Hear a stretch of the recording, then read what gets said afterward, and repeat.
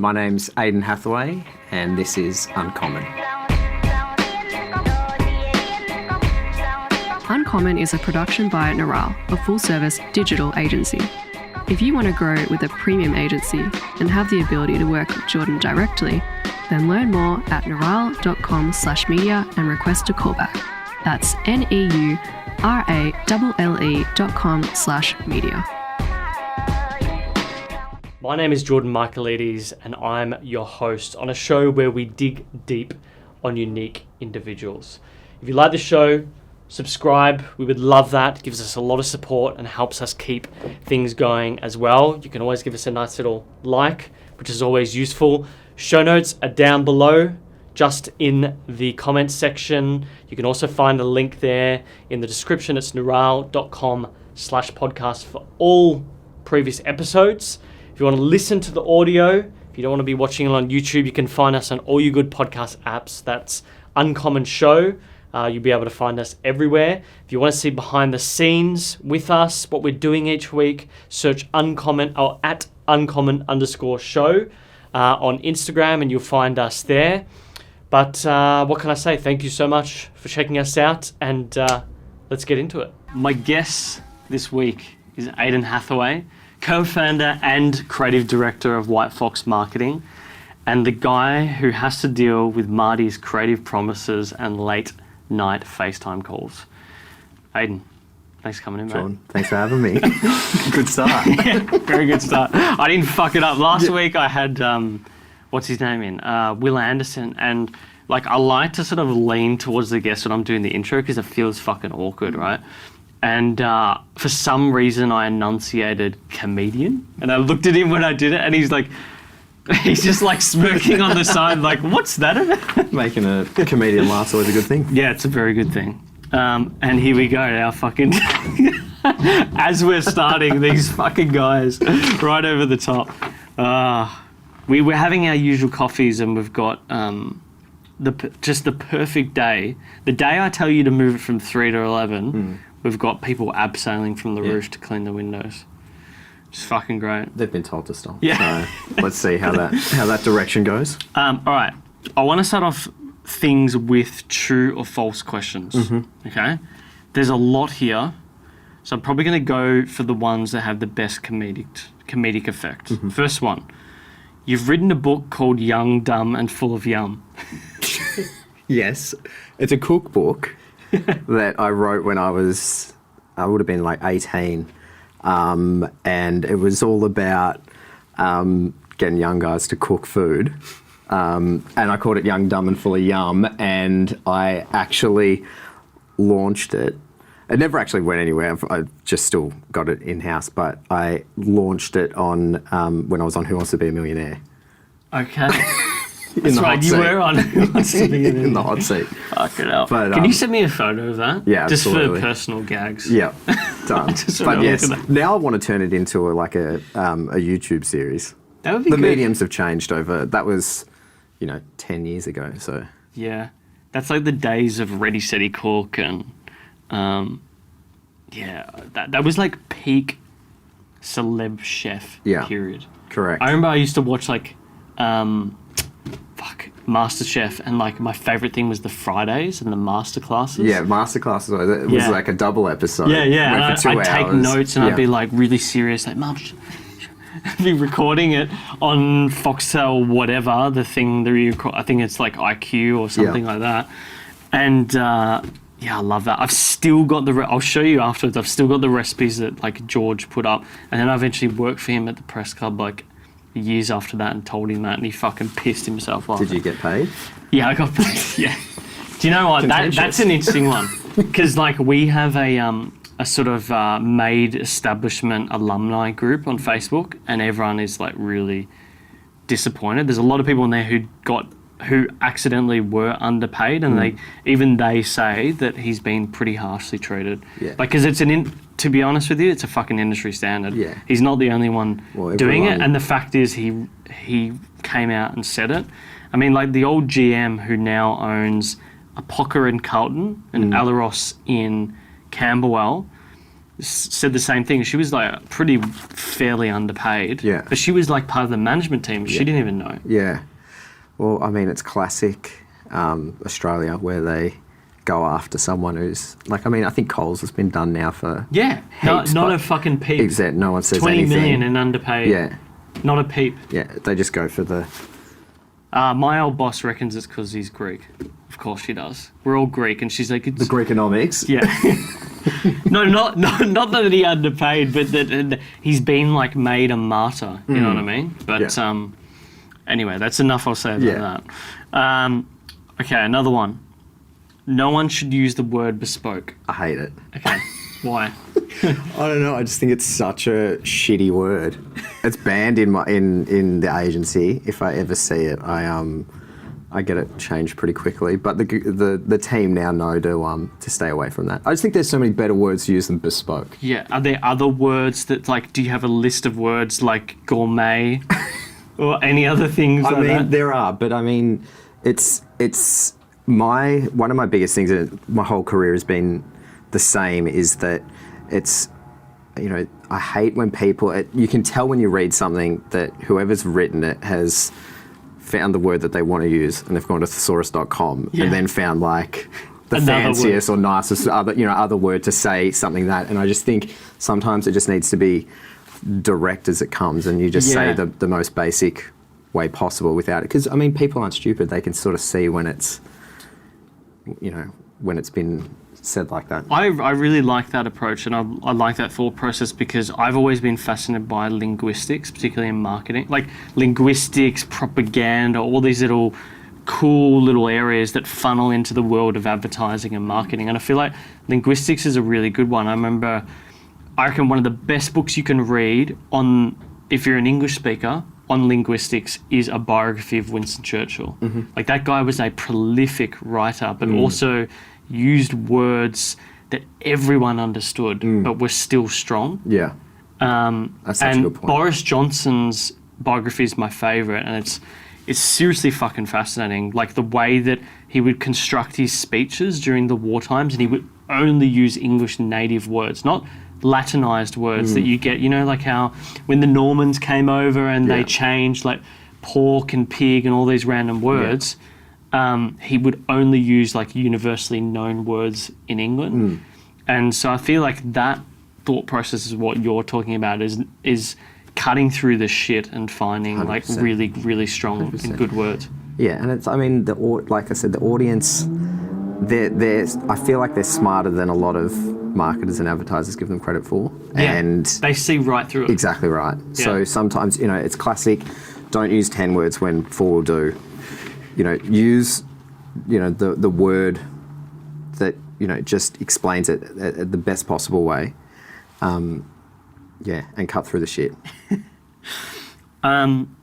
Is it true that, like George Costanza, you're a hand model? I am a hand model.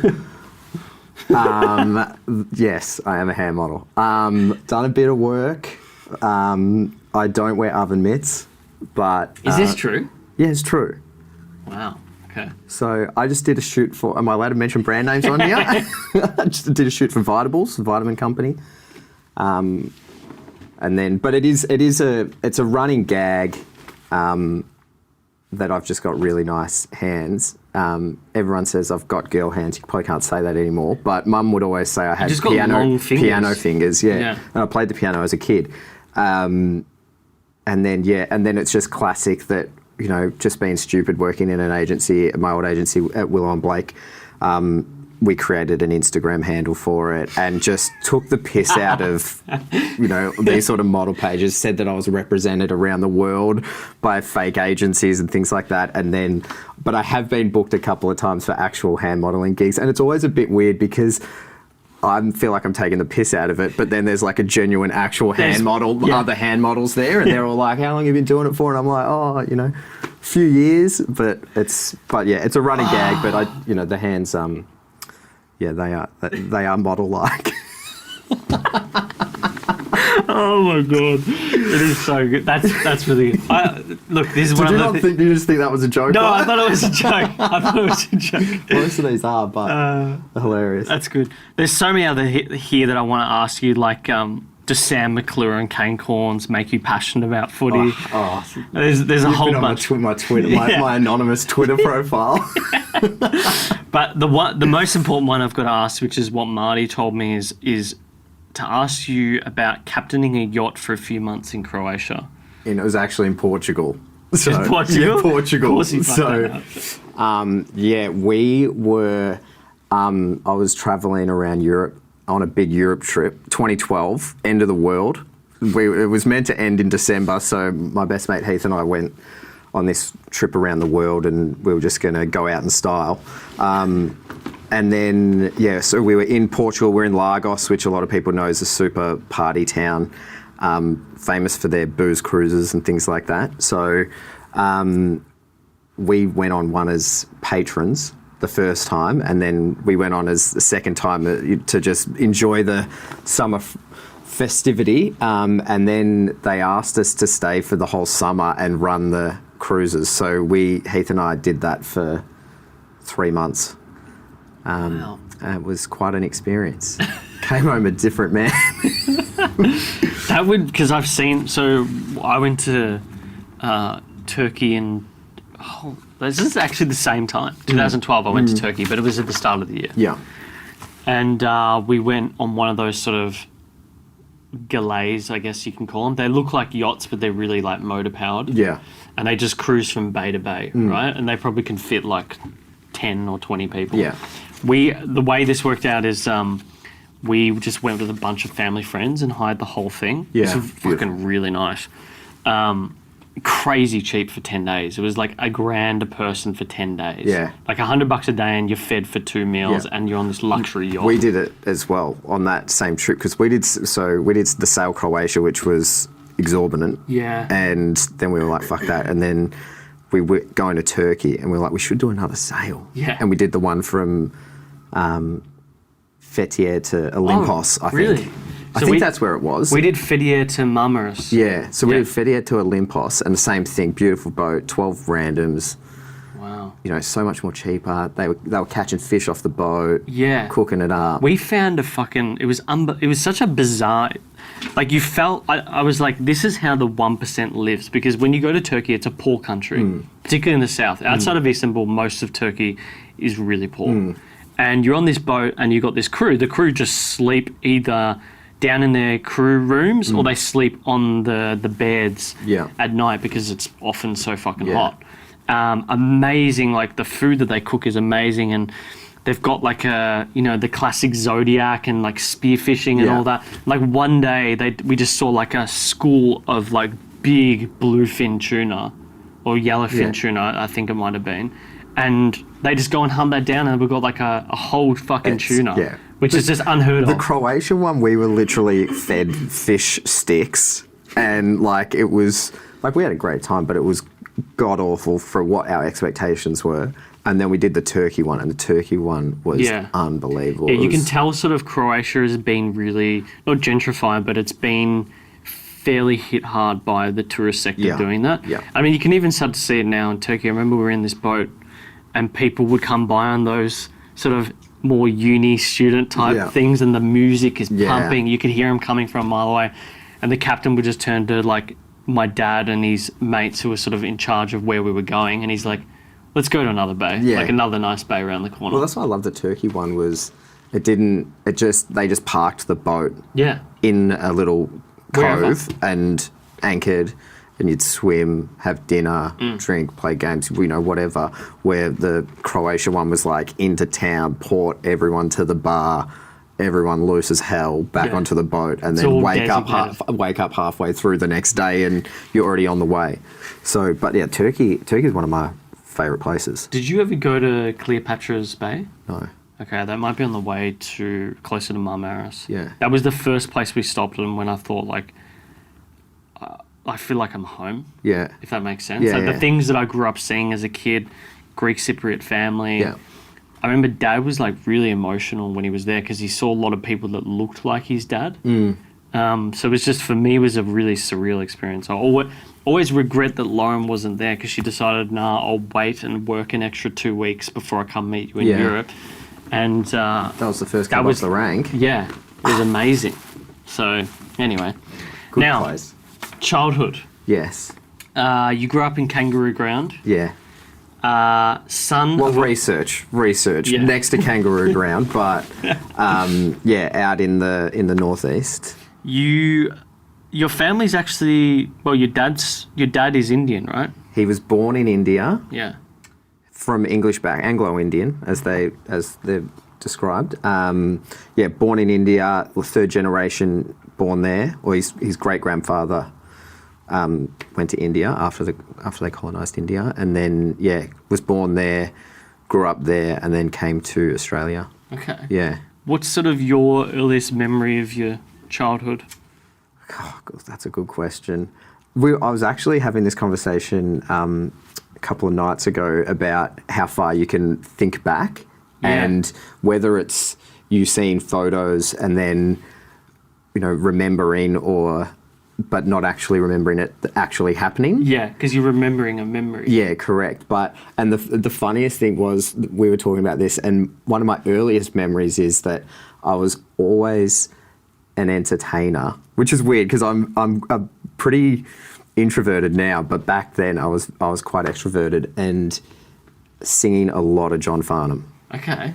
So, like, fake mic, singing John Farnham. That's the earliest thing I can ever remember.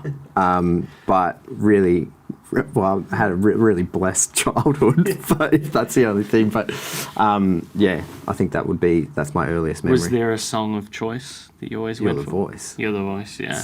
It's got to be. It was interesting. Recently, I just got given my Yaya's old tapes, VCR tapes, and we were watching them, and there was an ad that John Farnham did for, the mall, the new Burke Street Mall in the 80s. And it's such an amazing ad, and the way that they got people down there, it's sort of like a fair almost, and it's really funny how that was influencer marketing back then. So true. I mean, I can get stuck in a John Farnham YouTube vortex for hours where you just watch John Farnham. That's so funny. He was an icon back in the day. He was. He still is. What, did you watch the bushfire relief concert? No, I never got to watch it. He dominated that. Yeah? Yeah, it was good. I was amazed that I didn't actually fucking hear about this concert until it had happened. Same. I think the first time I heard about it was 3 days out or 2 days out when I saw an ad for it on TV on Channel 7 being like, we're going to be covering it all day. And I was like... This is my problem. I don't watch a lot of, standard commercial network TV unless... it just comes on automatically on the TV. I don't think anyone does anymore. Yeah. Well, at least in our generation.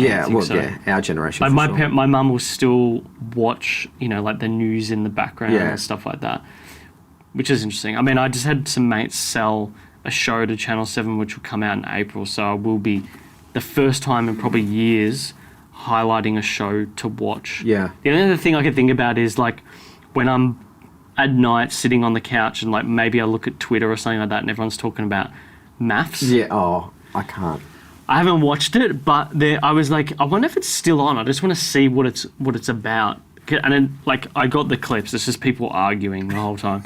But there was a show on afterwards that Lauren and I watched, and it's called First Dates. Yeah. Fuck it. It was actually sometimes that stuff is kind of wholesome, Yeah, it can be. Reality TV can be alright. I just can't, for the life of me, understand reality TV. Yeah. I mean, and that just could be me, but I don't get it. Well, I know why they're doing it. Certain ones, I'll watch MasterChef because I like sort of, I guess, the story, and I've had a couple of friends, contestants on MasterChef, and so that. But then anything to do with, maybe I'm just not into high level that sort of drama. I can't. It makes me anxious. It makes me anxious when I'm watching this, and I'm like, oh my god. Yeah. Can you imagine yourself being in that scenario? It's actually around the corner from your office. I had someone on the way to the market one day ask me whether I want to be on one of these shows.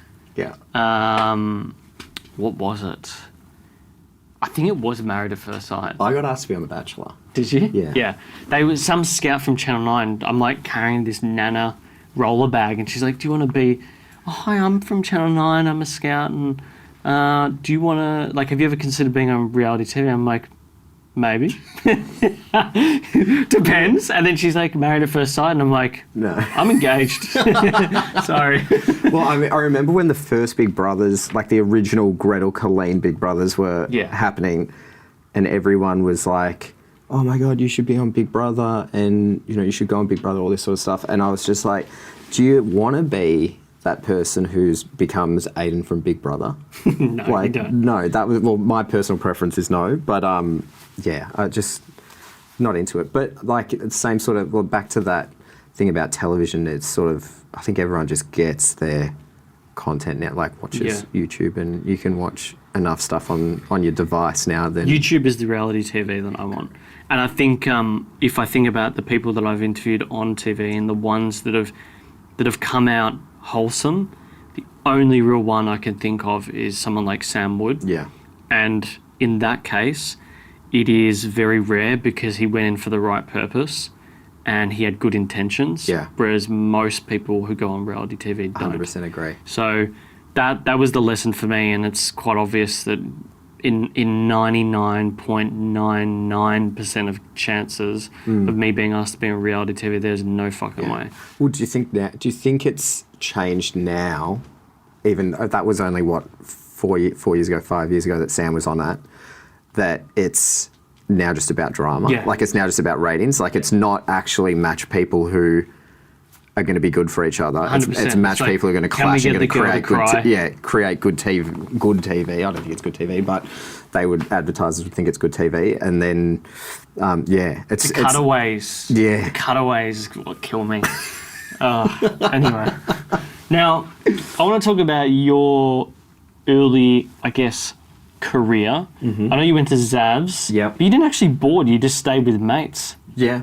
Which is fascinating. I did do How's that possible? Well, you just sort of like, hey, can I... I was the third child, and my two older brothers didn't go to Xavier. They went to Parade, and then there's a gap. There's 6.5 year gap between my brother and I, and so I think by that time my parents were just like, "You'll be right." They'd seen it all before. So, but yeah, I mean, really lucky. Have such amazing friends and things like that, and I would stay at my friends' places after school and stay the night there, and then go to school the next day. Not every day. I did do the 1.5 to 2 hour bus ride each way most days, which was why when I finished school I didn't want to go straight back into uni because I just didn't want to do that anymore. But so but had a pretty good friendship group from there that would let me board at their place, and their parents would look after me, so it's good.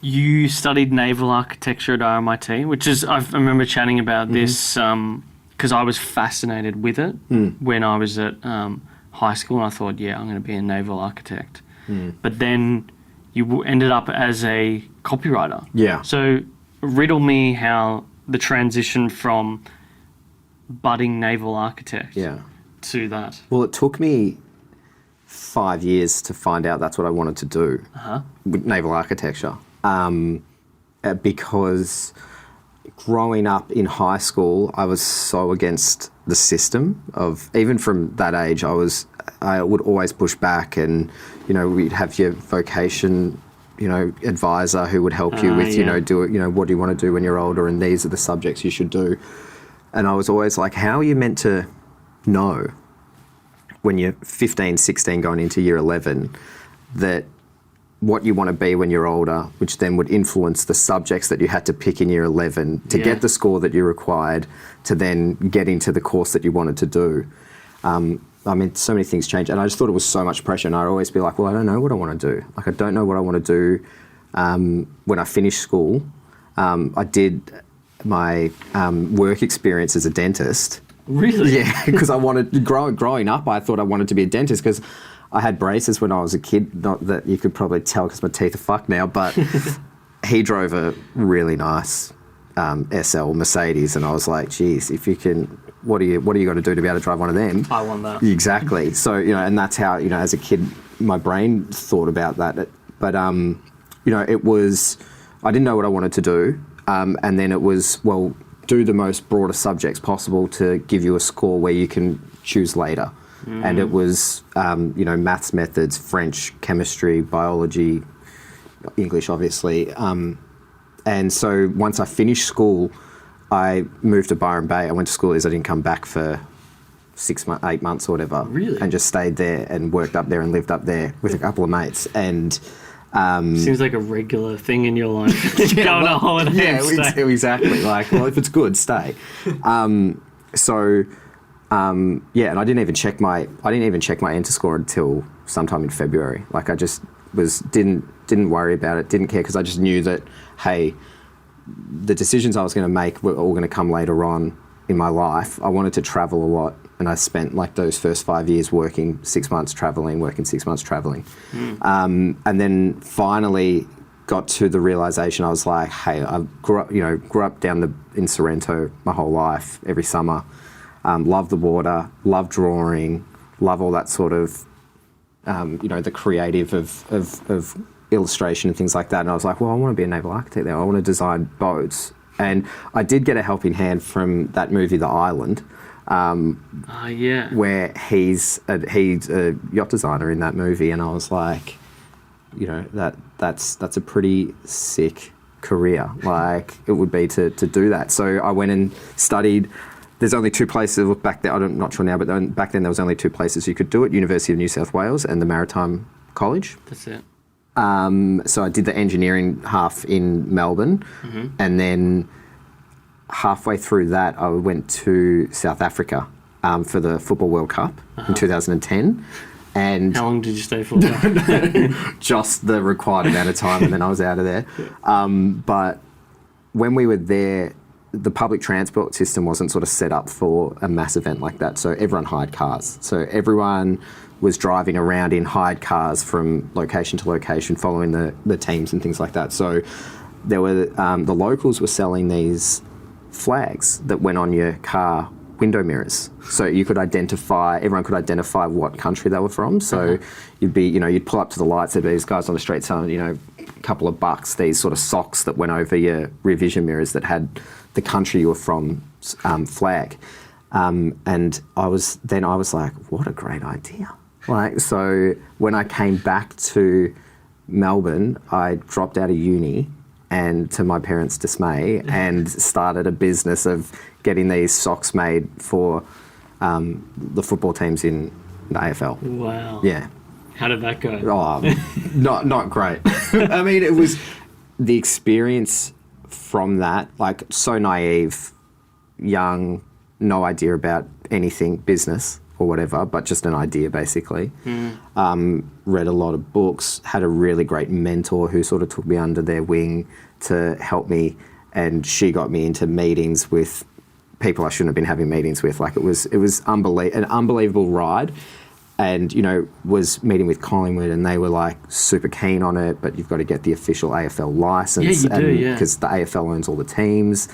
And then it's just sort of gets to the point of like, why would we give this young buck a chance when we could just make it ourselves and sell it to the clubs? So, but I mean, where that took me on the journey was out of naval architecture and sort of into business, doing the creative, writing copy, learning all about that side aspect of the business. And from there, that was the spark that literally ignited the rest of the journey. What do you think it was, what personality traits for you was it that drew you to marketing as opposed to the architecture or engineering side of things? I think it's definitely the creative in marketing and advertising, and that sort of the ability to be able to create anything. That really sort of drew me into it. And I was naturally a good writer. English was my best subject. I used to write creative stories all the time. When I was at, Portsea Surf Lifesaving Club, I spent my childhood down there. I would write these stupid articles in the magazine. It was called The Boomer, and it was A4 sheets stapled together that would get sent out to all the members about updates of the club, and I would write these ridiculous articles of updates from like the bronze camp and make up these hilarious stories and put them into like an actual sort of newspaper sort of style, and sort of just let your brain go wild. And did you get did you like it more that you could create, or did you like the response that people gave you when they saw that end product? What do you get more out of? Bit of both, but it's hard because it's that first aspect of the creating. I get so much joy out of that. Like when we're doing a tone of voice development for a brand and we get to the creative concepts and we all sit around and brainstorm and we're like, what can we do with this brand and where can we take it? Not just sort of, how bold can we go? Go shoot for the moon and pare it back. And it was always, that's really exciting. But there's something about when someone reads your work or someone sees something that you've written for a brand and they go, that's good. Or that elicits some sort of an emotional response, because it's an creative is, in my opinion, it's an opinion-based thing. It's so subjective. Some people like it, other people might roll their eyes at it. You know what I mean? Like it's very subjective. It's sort of like in the real estate business, how if you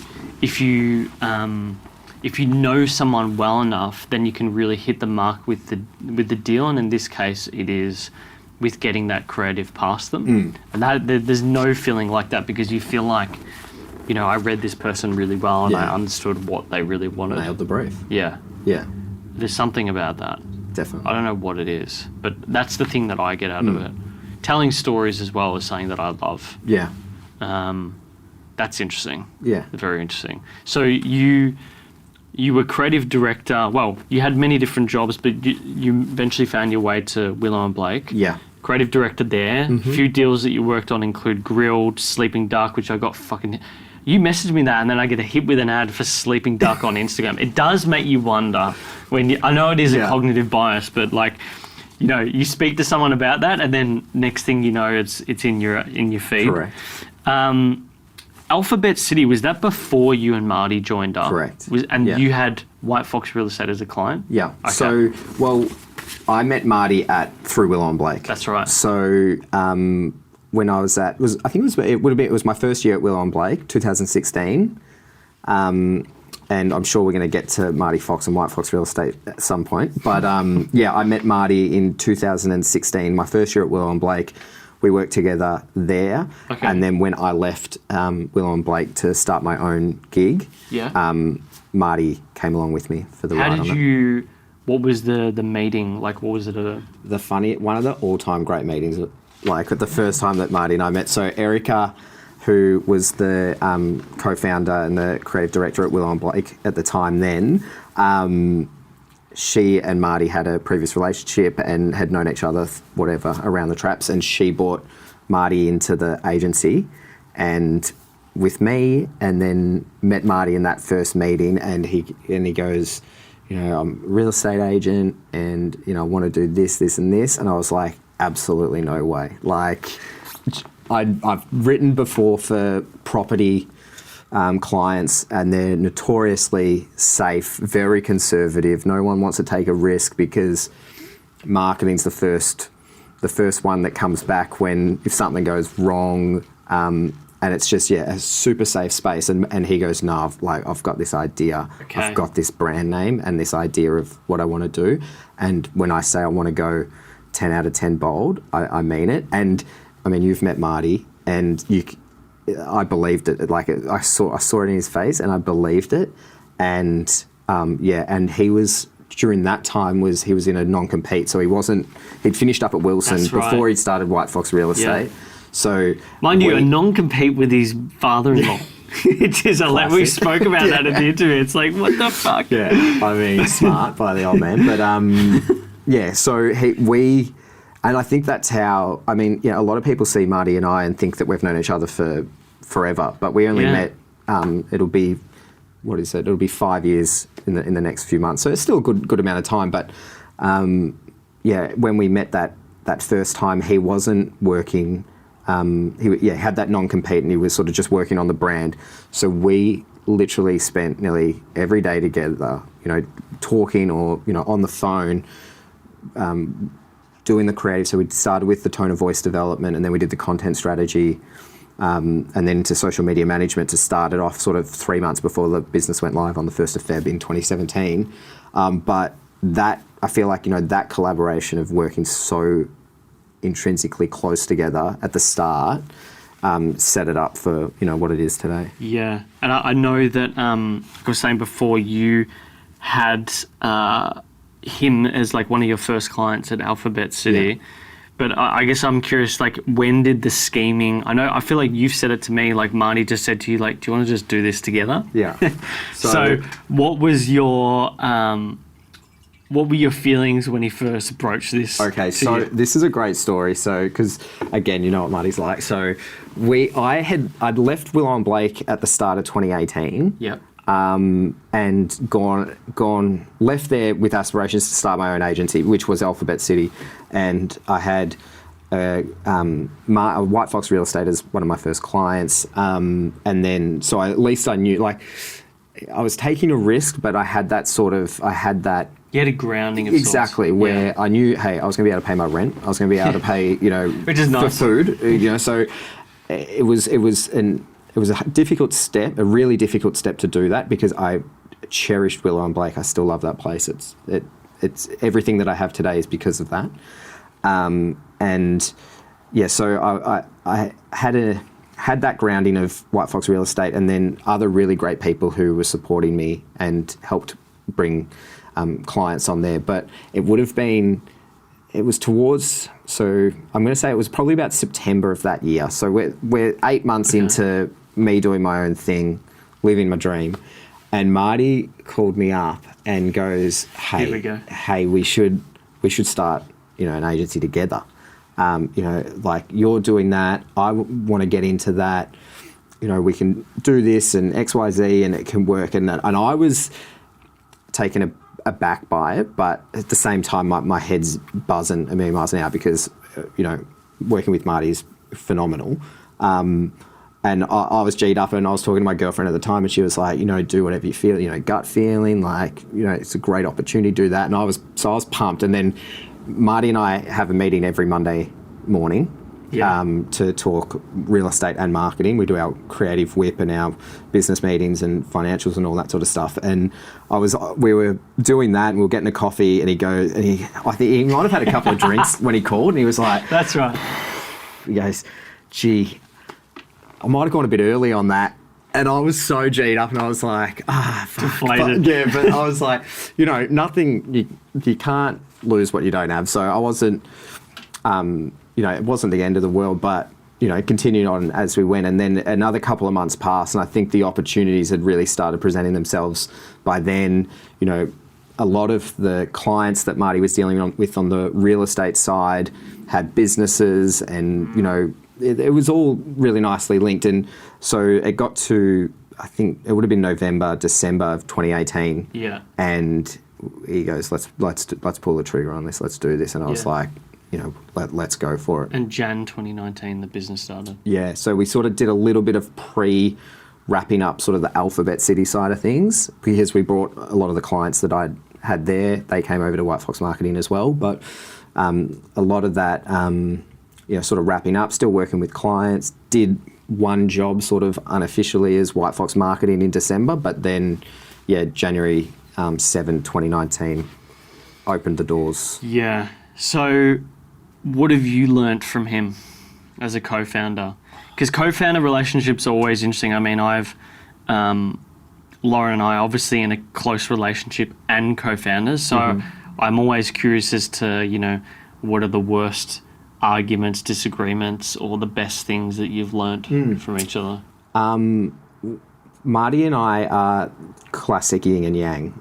I'm much more sort of laid back. I'm a bit quieter, go with the flow, where Marty's, he's the front of house, he's the face, the voice of a lot of everything, and we just complement each other so perfectly. And that's why we've worked together on everything, every decision.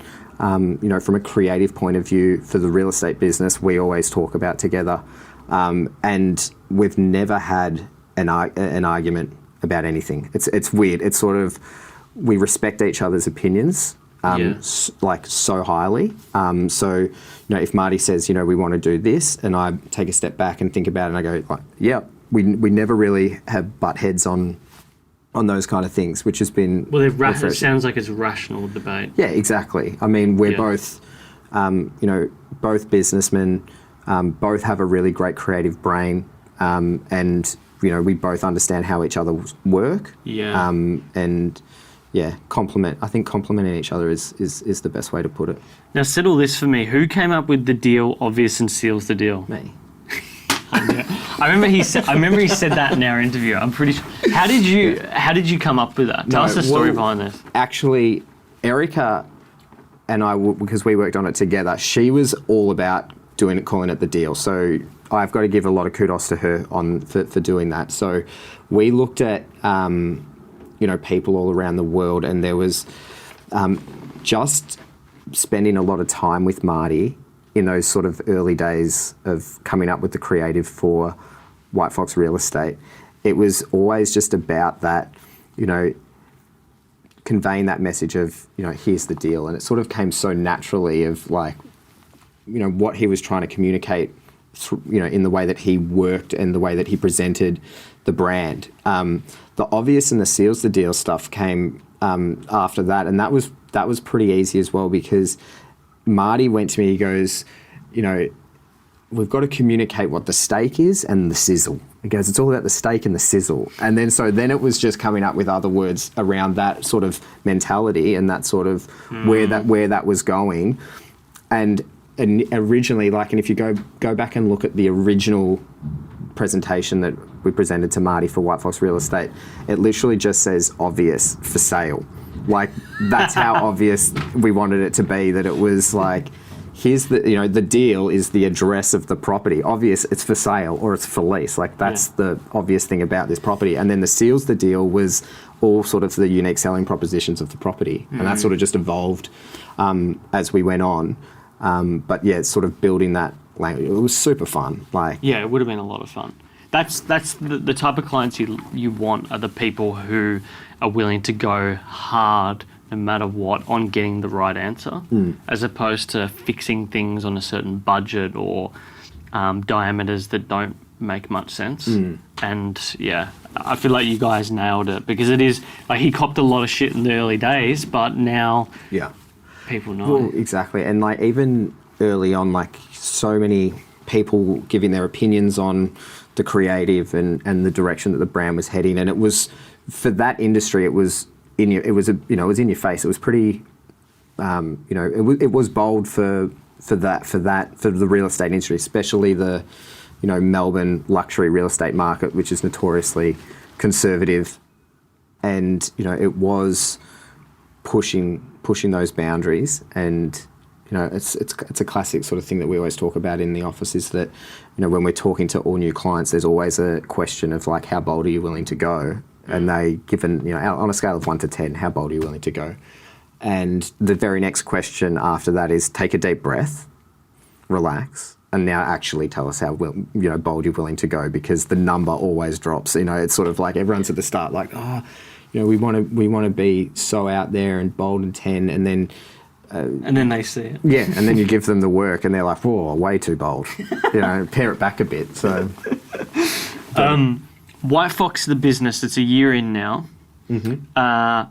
Copy, creative, and strategy seems to be at the heart of what you guys do well. Yeah. So things like branding, tone of voice, content strategy, English to German translations. Correct. Thanks, Maya. Yeah. Market research, social media, paid.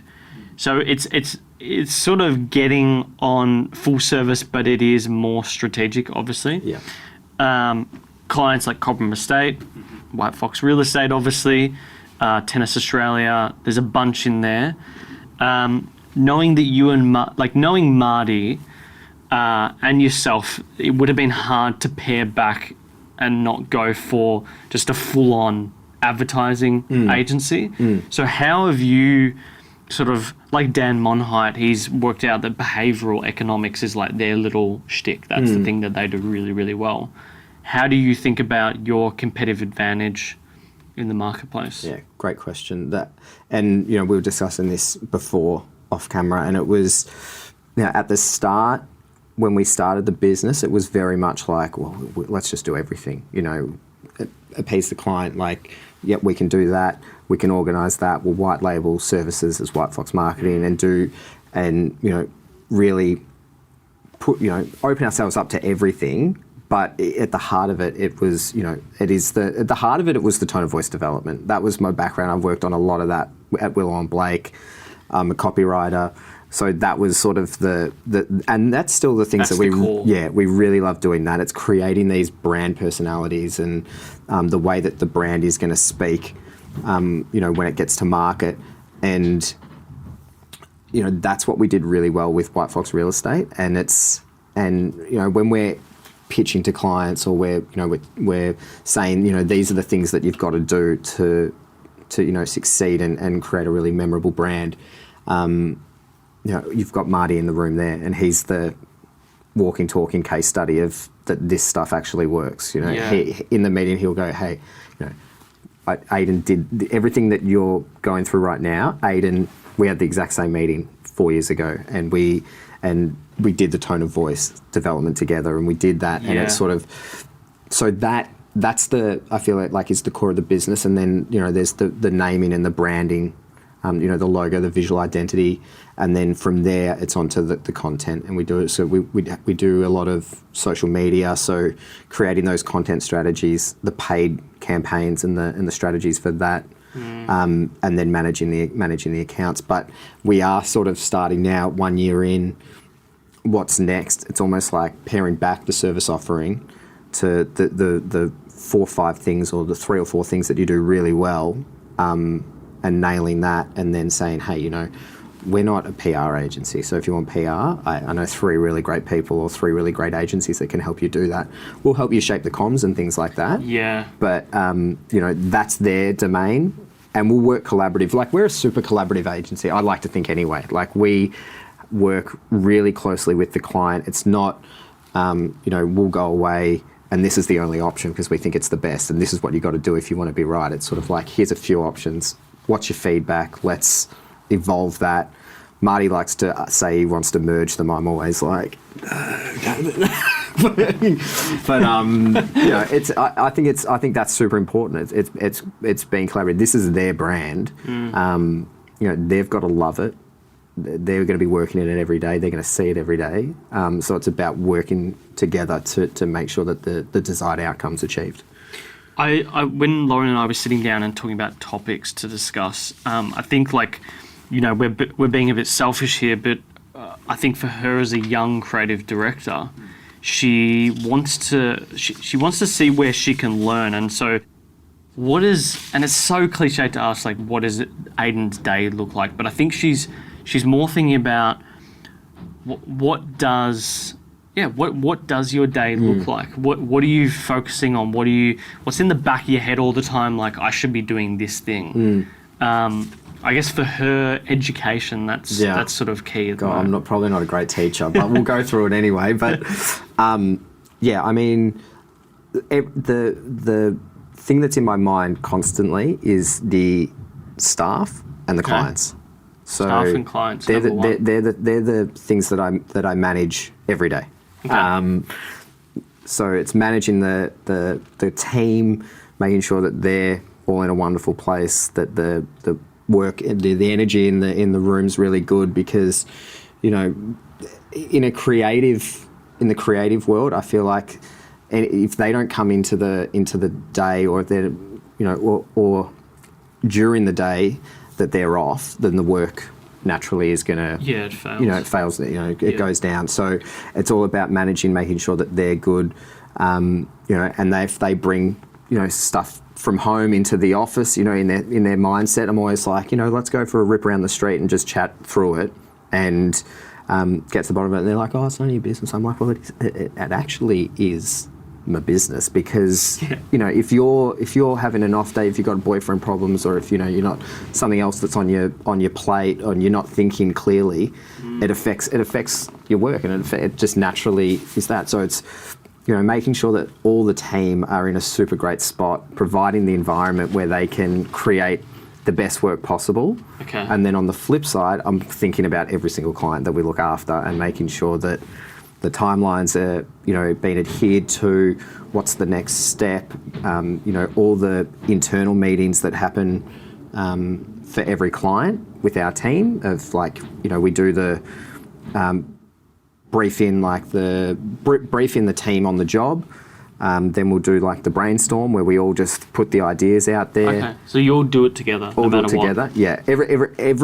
Every new client, we do the team brainstorm, and we also brainstorm every Tuesday. Yeah.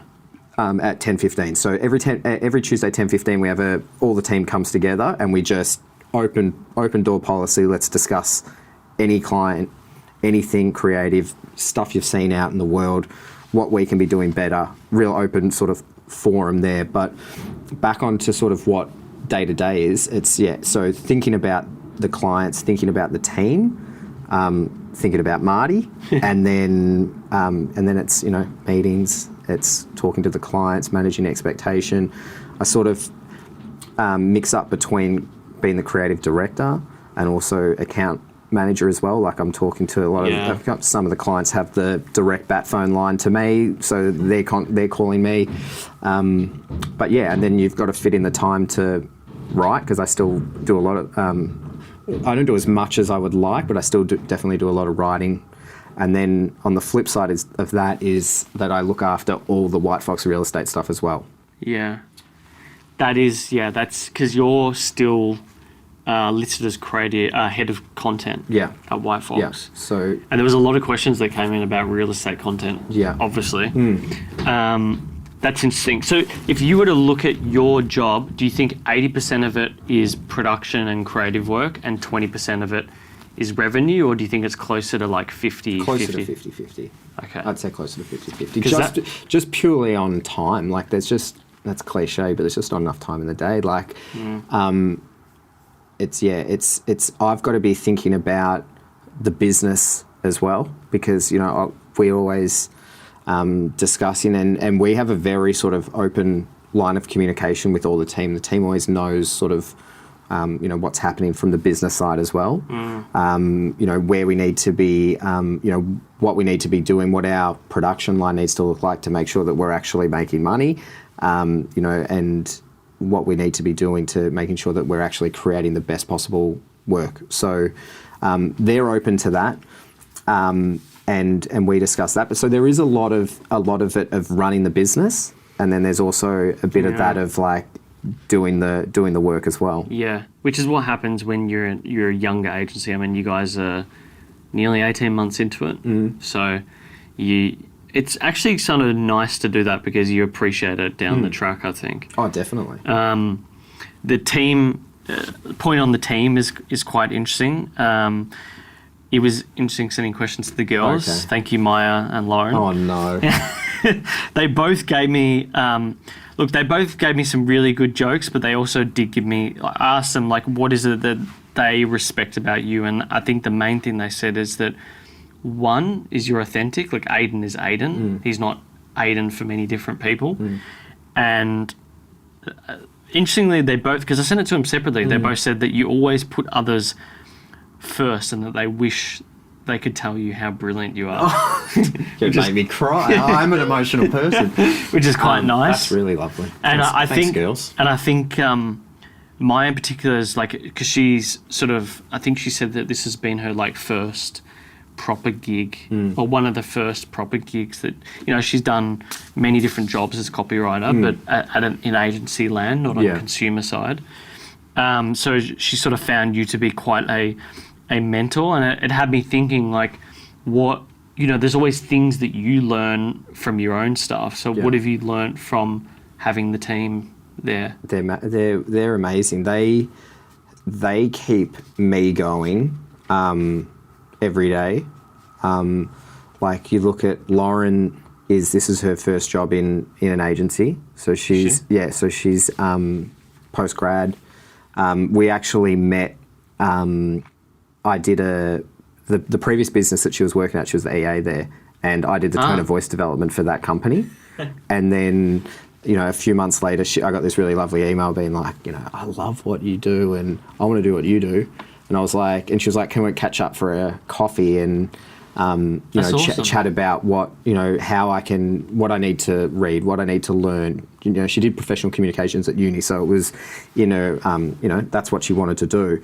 And we went and got a coffee. I was working, that year, 2018, I was working out of my shitty small apartment in Cremorne that was falling apart. And so we went and got a coffee at Sloane Ranger in Cremorne, and you could just see the enthusiasm and the energy of wanting to love proactive people. Yeah, the best. Yeah. And wanting to do whatever it takes to find your way into this world. So, and we vibed, and I was like, it got to the point. Then I was like, well, we're starting an agency in next year, at the start of next year. Can I give you a brief? I'll make up 3 pretend clients, and I want you to give me naming options for one, and for this one I want you to do a bit of a tone of voice, write some positioning statements for creatively for this brand, and do a little bit of a social strategy for this one, and what images and how would you do it, and XYZ. And it was really good, and I'm all about that, where if you've got the ideas, like if you've got that brain where the ideas come, you can be taught how to, write a certain way, or you can learn, the approach and how you do it. But with those ideas, you're going to be fine. Whereas opposed to, someone who's process driven and things like that, but just might not have that idea yet. Yeah. I'd rather hire someone with no experience who. Oh yeah, principles first approach wins everywhere. I hate it when people hire on experience because I've seen it first place in workplaces where they say, "Oh, this person's got more experience," and then 6 months later they're out the door. Yeah, and then I literally saw this. They hired the person that they didn't have a go for, who didn't have the experience, and he was far better. Yeah, which is that's the thing, and for me, it's all about just having that outside the box thinking. Because the rest you will learn, the rest you can be taught. But if you've got that thinking where the first thing that comes to your mind is this thing that's way out here when everyone else is inside the 4 walls, then you've got a gem. It has me thinking about principles. If we're talking about getting people in based on principles, I think that Maya said that, maybe it was Lauren. Someone said that.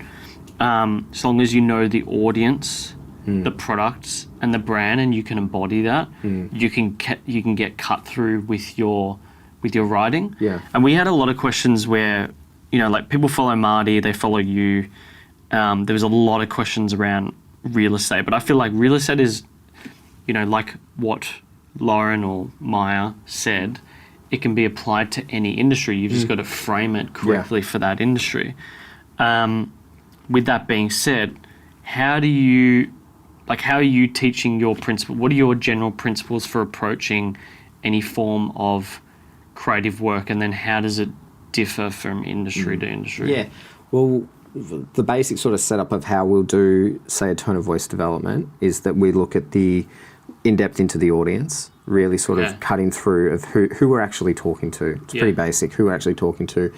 A lot of people don't ever think about that. But it's thinking about it on sort of the psychography, not just the demographic. Yeah. So, they're, between the ages of 30 and 40, and they live in Melbourne and, whatever, in the classic sort of demographic. But go that step deeper of, what brands is this person currently buying, or do they engaging with? Why do they have Aesop soap in their bathroom as opposed to another brand? Yeah. Thinking like that of sort of what's the psyche behind a lot of the consumer patterns, and we're talking product here, but what why are they buying certain things, and discovering that really sort of helps you understand, when you get to the creative concept of what that's going to look like. Yeah.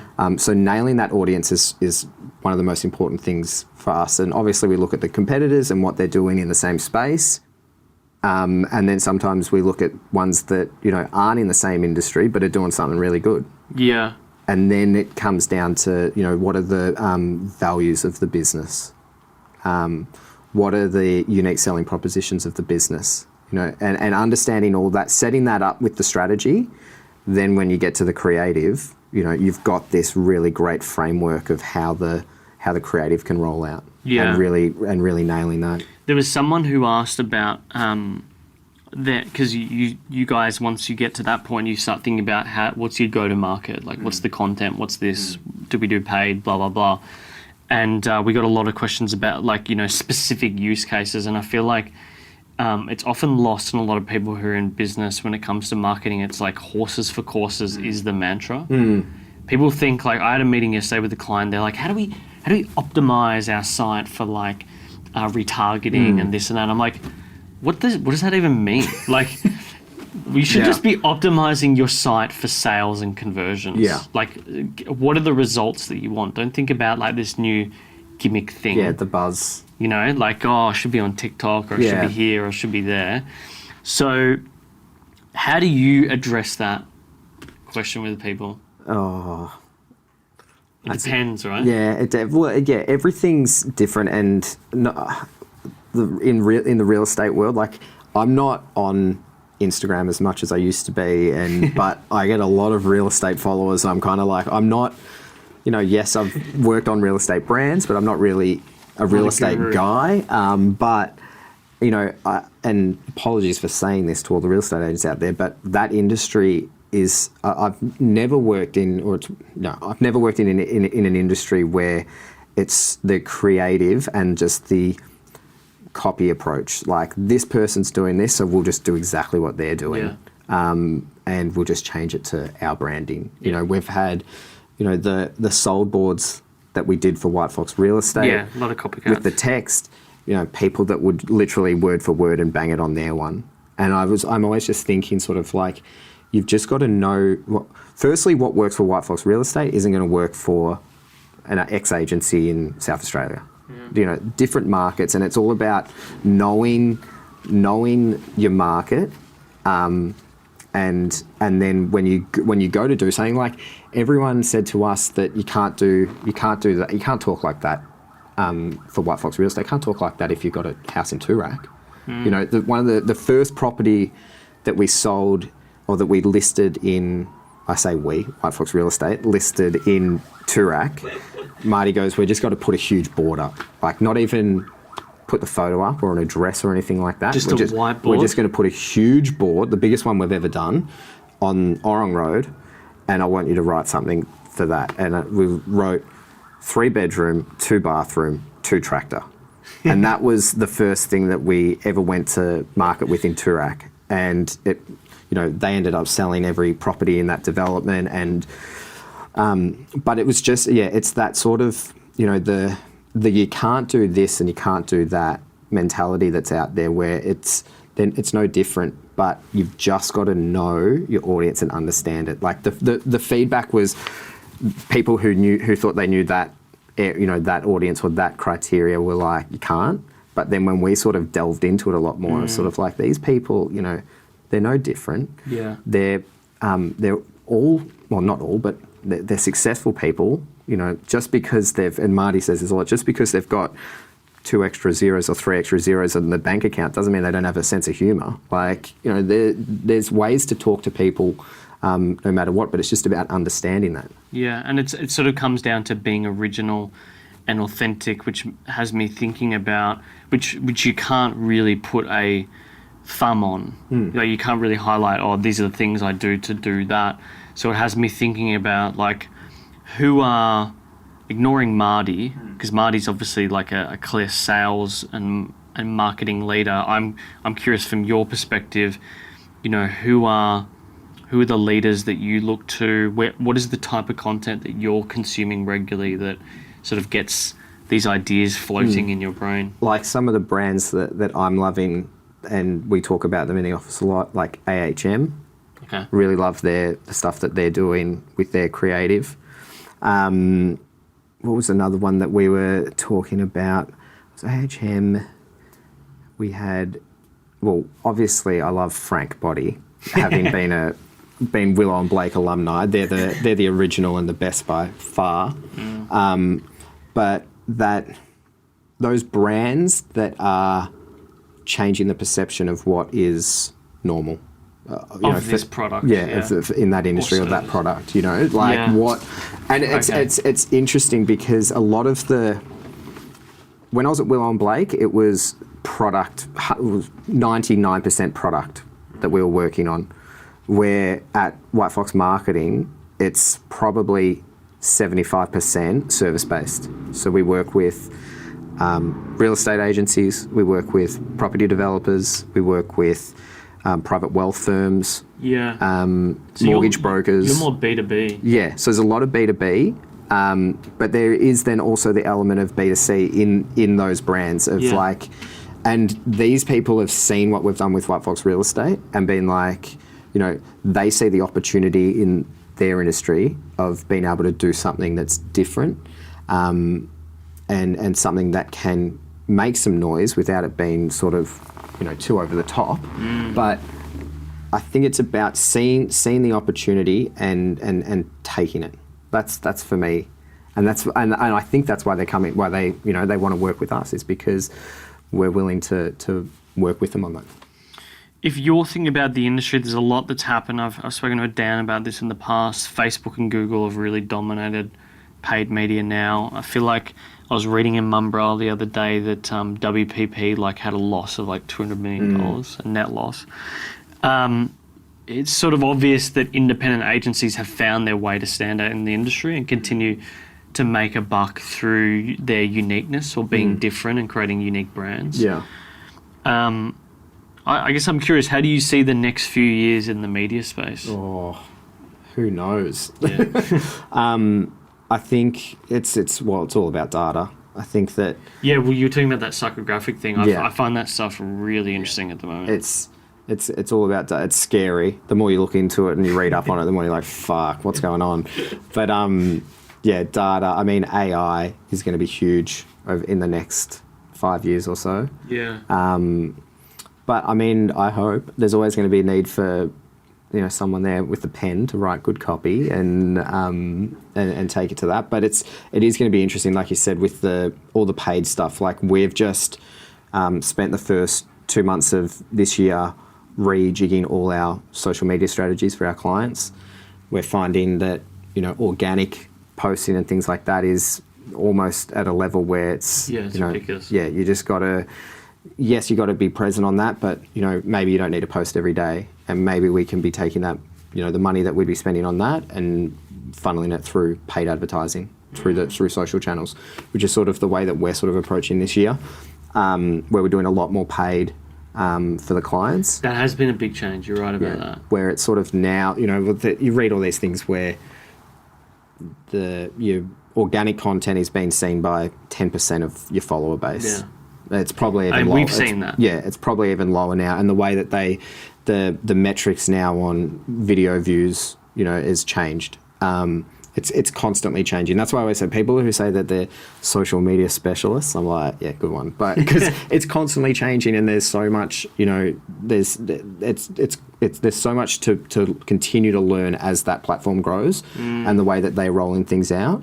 But yeah, I mean, now it's everyone, that mantra of Instagram's a free platform for me to market my business, or that sort of it's social media is this free thing is dead in the water. Yeah, I think that's long gone now. I think there's very, very few mediums where you have real organic reach. One of those would be podcasting, maybe YouTube, but there's few and far between now. Yeah. Just because we've sort of, if you think about it, the last few years we've gone from a few, maybe one or two platforms that people were using every day to about 4 to 5. but there's no new ones on top of that. And there's none that have really died per se. They have died in the eyes of some people for certain demographics. Yeah. Like Facebook is clearly more for an older generation now. Yep. Agree. But I mean, what's come out? The only thing I can think of is TikTok and Byte, which is started by the guy who created Vine. Yeah, well, TikTok's just like kind of a new Vine. Yeah, it really is.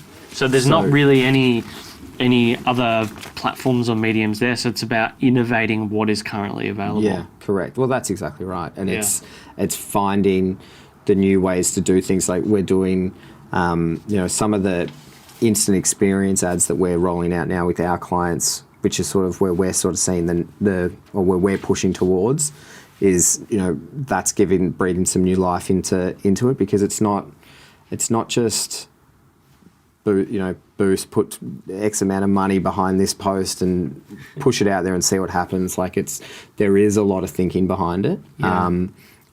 And it is reinventing what we currently have. I'm sure that in 5 years there'll be, there's probably going to be another lot of platforms or something like that can be utilized and things like that. I mean, I look back to, when Frank, when they came out, and it was like they were one of the first to really use the platform for business point of view. Yeah.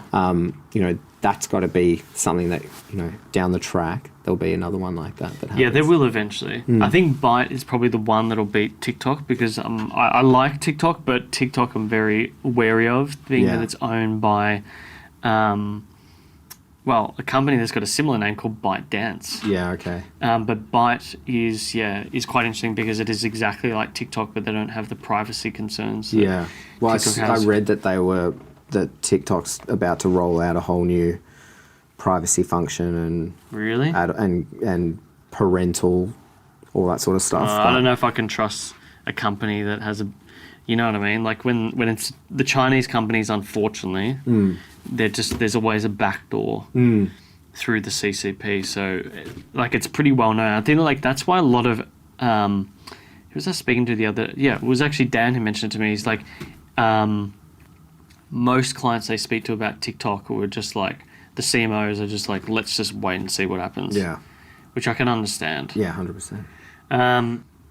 One question for you before we head into these rapid fire questions. Yeah. You spoke before about Lauren and her getting her gig. Yeah. It's really apparent now with the way the industry's at. A lot of redundancies at agencies. Often you find young creatives who've just come out of uni, very disillusioned and like just working in retail or whatever it may be. So I guess I'm curious, from your perspective, someone who's been there, you've hired people in that position, what would be your advice to someone who's in the process of coming out of uni? There's probably like 15 or 20 spots in one of the big agencies every year. Fuck those agencies. Yeah. No, well, I mean, I was always, I don't know. I'm sure having that on your resume is a phenomenal attribute or whatever for young people who, intern at these big agencies or whatever.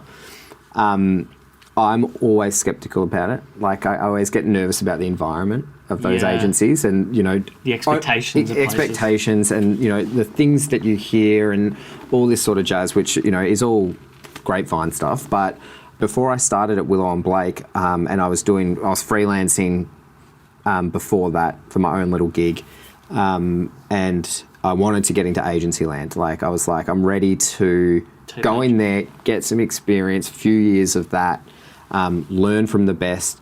And there was two options. I got offered a job at an agency on St Kilda Road. Okay. And which I was like, incredible opportunity. Like I'm a no one, and I've got this gig lined up for that.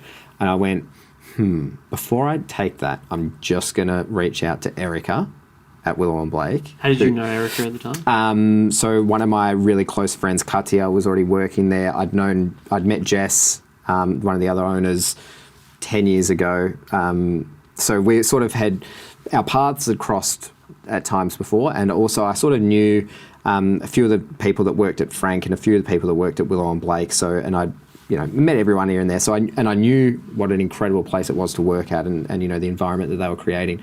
And so before I went in, before I accepted any other offer, I just reached out and I was like, hey, you're probably full up, but if there's ever anything that I could do to get a job here, I would absolutely love it. Like whether that's just, tailing someone for a couple of weeks or doing whatever. And luckily enough, she was like, you know what, we're actually looking for a male copywriter right now. And so did the brief and got the job, and the rest is history. But for anyone out there who's looking to get into this sort of world, my recommendation, and this is only my opinion, would be to go work at some of these boutique agencies as opposed to the big ad agencies out there.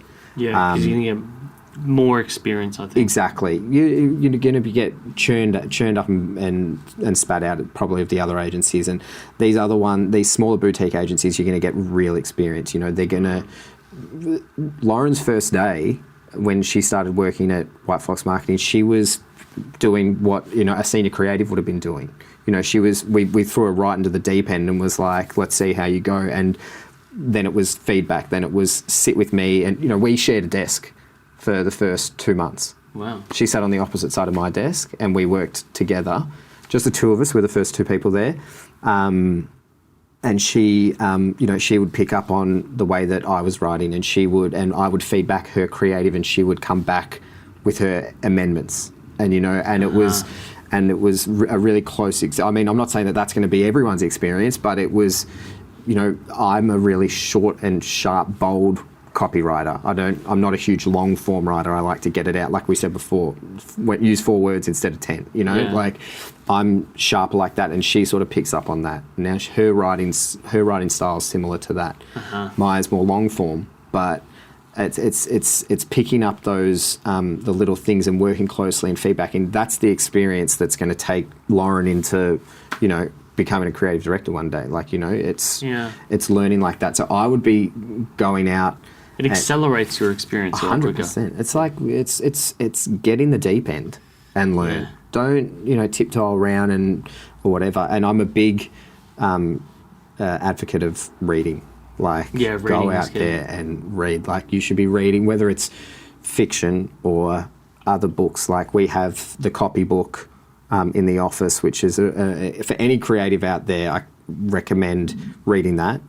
I'm sure we'll get a link or something or whatever. It's called the copy book.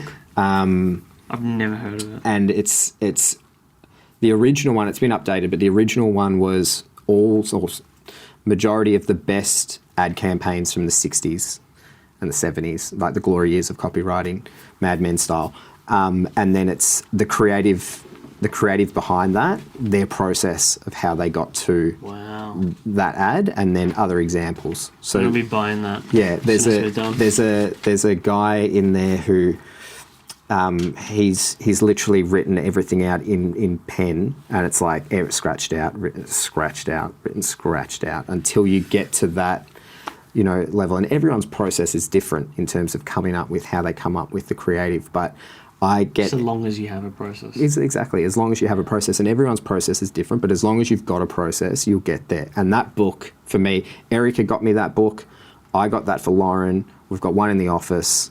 You can anytime everyone's having sort of, writer's block or is, having they're out of words, I'm always like, either get into a Pinterest fortress and start, getting inspired from visual mediums, or have a look at these books and sort of draw inspiration from the people that have done it and the people that have succeeded in doing it. Speaking of books, I want to get into rapid fire questions. Yes, okay.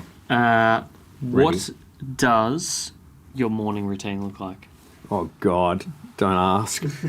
My alarm goes off super early and then I snooze it. But my morning routine is, and it should change, but I wake up and I'm on the phone straight away because there's X amount of emails that are in there that need to get ready. And I've got to learn to not be on my phone as much as I am. My friends know that I'm on it all the time, and that pains them. But my morning routine is wake up early, snooze, then get up, which is probably detrimental. You probably should just get up. But that, and then I'm pretty much straight into work. So I'm in terms of like going through my emails, I'll answer everything, get on the laptop, set the day up that way, and then it's planning what we're doing that actual day.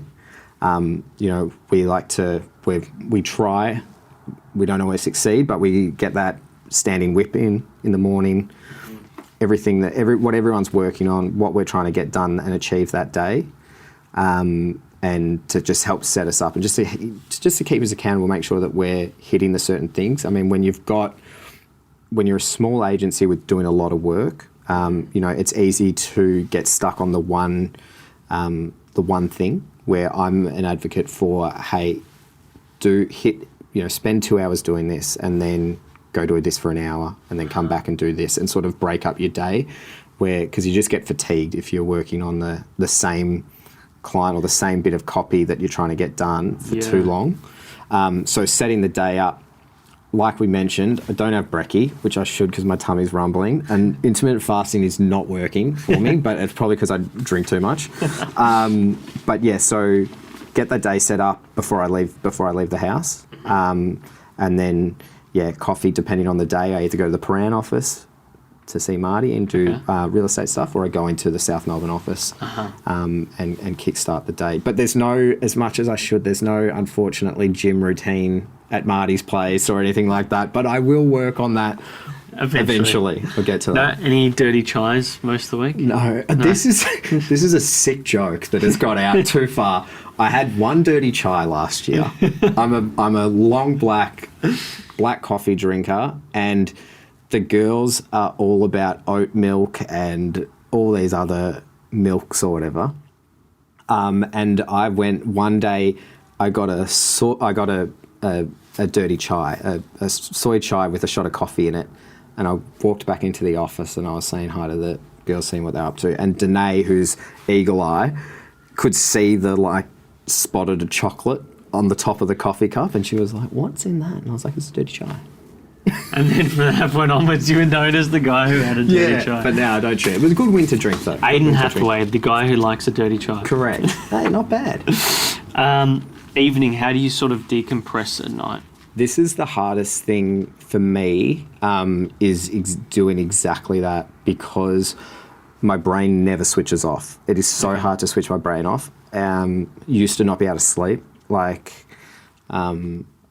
For 2013 to just a few years ago, I had terrible sleeper. Could never turn my brain off. Was always thinking about something. Really? In terms of doing sleep. I used to sleep with a pen and a pad of paper next to my bed and would write stuff, just always on, which was pretty detrimental to my health. And then I've got an app that plays rain music, which now I listen to every night before I go to bed, because that helps that just triggers my brain to switch off and start going that way. And I also I'll nearly watch a movie every night. Okay. Whether I watch the whole movie or not, debatable. I put that on after I've had dinner, and that sort of lets my brain know that it's time to relax. Well, what have you watched recently that stood out in particular? Ooh, great movie question. or doco? Movie or doco? What did I watch recently? This is the other thing, is that my memory is so scattered. Because I've had this thing recently where I've been going on Netflix and I'm like, I would need to watch more movies, but I just get into decision fatigue. Well, I spend way too much time. I was talking about this a couple of nights ago as well when we were on Netflix, and I was like, where are the movies? It's all TV series. It's TV series and heaps of comedy specials, which, I'm down for that at the right time. But, and I'm a shocker where, because I watch a lot purely to turn my brain off, I'll watch the same movie over and over again. And it's just, if I know I can just not use my brain in the movie, and I can slowly sort of drift off, or I can settle. But what was one that I watched recently? I can't even think. Was there you said there... I watched Gold. last week. McConaughey. Gold. Oh, About that. Fool's Gold? No, that's a great movie. Oh, no, I want to see that. Gold is about based on it's loosely, and I say very loosely, based on a true story of the greatest ever gold mine fraud ever. Yeah. Wasn't it based in like PNG or something? It was in Borneo, Borneo. Indonesia. Oh no, is that Borneo? Is it? Well, there's a state of Borneo in Indonesia and Malaysia, I think. Yeah, I think it's in Indonesia. I think it's the Indonesian jungle. Yeah. An island in Indonesia, and they were pretty good. So it's on Netflix? No, I rented it on Google Play. Okay. Yeah, I really need to get Apple TV because there's a lot of movies I want to watch. Like Parasite was one recently that I missed at the movies. Play. Yeah. They've got that on Apple TV.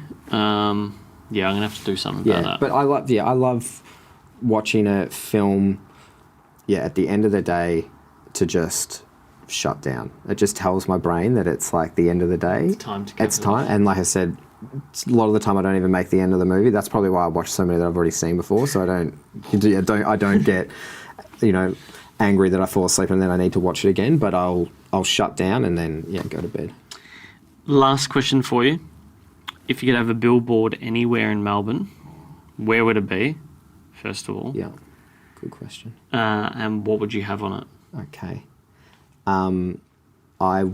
It would have to be Swan and Punt Road, which is, people would know, that is my most hated intersection in all of Melbourne.